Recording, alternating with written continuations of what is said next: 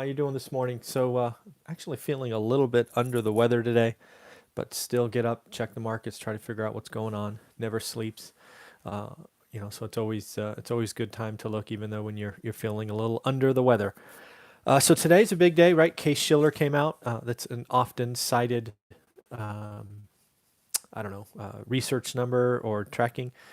Looks like this is June data. So this probably the last full month before the stock market kind of had an impact. And again, these are sales. So these were actually contracts that were probably committed in April or May, long before any of the, stock market hiccups and 800-point drops and all of that. So, um, not putting a lot in this data, but to see that it was still a decline month on month or even year on year is telling, right? So the market was slowing even before the stock market started getting erratic, before the tariff, the trade war went front and center.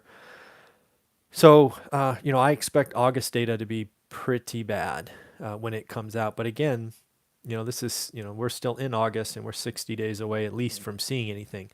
But I don't expect August to be a very good picture when this comes out.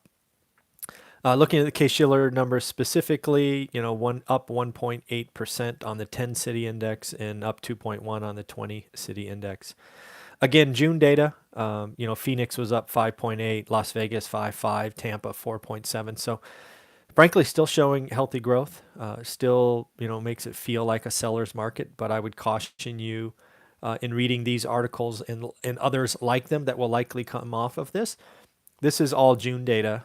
It was all before front and center trade war, consumers getting nervous. Again, these contracts were signed in late April or May. Just realize what you're looking at. Some articles already spun off this. They're talking about lower interest rates, reinflating or reinvigorating the housing market. I don't think that's going to be true, at least in the short term. I think most markets are already unaffordable.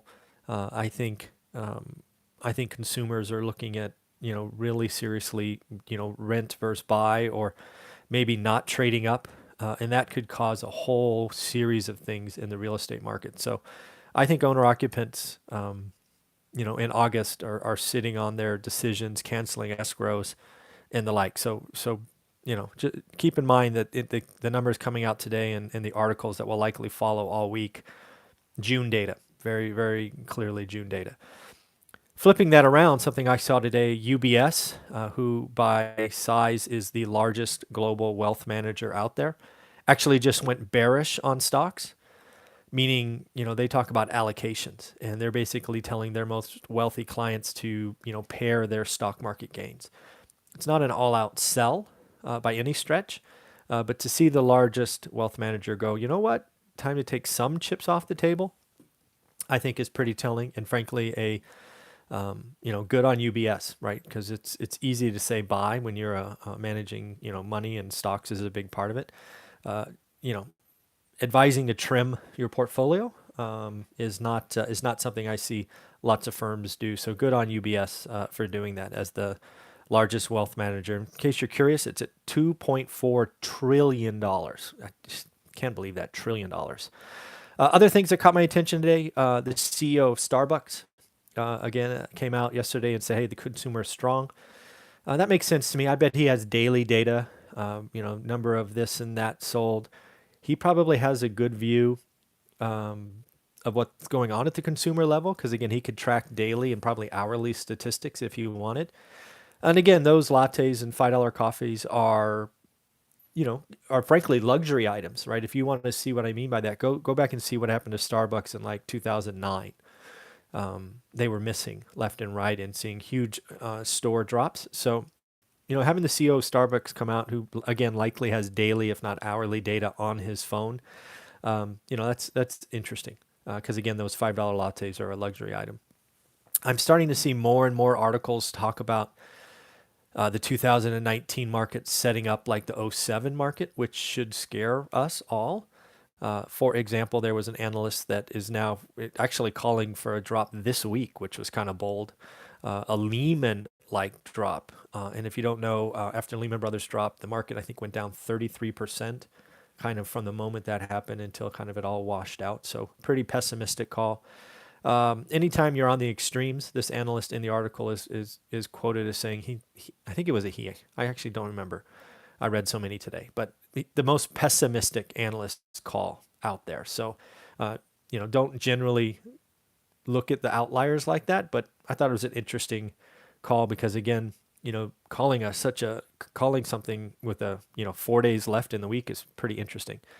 Light trading, people getting ready for Labor Day, all of that was sort of cited. The one that did really catch my attention, kind of wrapping all of this up, was insider selling, right? And think about key executives in organizations. They have visibility to the future and what's going on, at least in their organizations. They have very small windows to sell, and there's probably great tax reasons and wealth management and all of that going on.